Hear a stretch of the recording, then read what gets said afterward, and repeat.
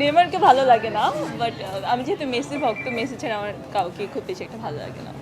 হ্যাঁ, যখন খেলার টাইম আসে ওই টাইমে তো আসলে শত্রুপক্ষ হয়ে যায় ব্রাজিল আর্জেন্টিনা, বাট এই যে আমেজটা থাকে সেটা খুব ভালো লাগে। পরক্ষণে আবার খেলার পরে সব ভুলে মিলেমিশে এক হয়ে যাওয়া, এই জিনিসটা আসলে খেলাটা সামনে না আসলে বোঝা যায় না।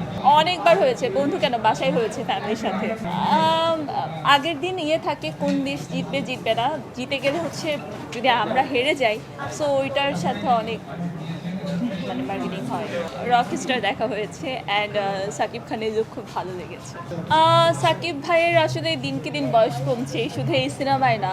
অ্যান্ড সবচেয়ে ভালো লাগার বিষয় হচ্ছে যে এত সুন্দর করে সাকিব ভাই লুক চেঞ্জ করছে, এই জিনিসটা এর আগ পর্যন্ত আসলে আমাদের দেশে প্রচলনটা ছিল না। সাকিব ভাই একটা নতুন প্রচলন শুরু করেছে, প্রত্যেকটা সিনেমার সাথে সাথে নিজেকে বদলাচ্ছে, ভালো লাগছে। প্রত্যেকটা শিশুই তো এক একটা বাসার প্রাণ, সো শিশুদের কিছু হলে এটা নেওয়া যায় না। আর জানি না কেন যেন এটার প্রপার ট্রিটমেন্ট কেন এখনও বাংলাদেশ বের করতে পারছে না, কোথায় গ্যাপিংস তারা বুঝতে পারছে না। বাট এইভাবে আসলে আর সহ্য করা যায় না। গভর্নমেন্টের একটা ভালোভাবে পদক্ষেপ নেওয়া উচিত, জনসম্মুখে মারা উচিত। যদি মারতে আসে রামিসার যে তাকে প্রয়োজনে আমি যাবো রাস্তায় মারতে। আর্জেন্টিনা। নেইমার। ভালো লাগে, নেইমারকে ভালো লাগে না, বাট আমি যেহেতু মেসির ভক্ত, মেসি ছাড়া আমার কাউকে খুব বেশি একটা ভালো লাগে না।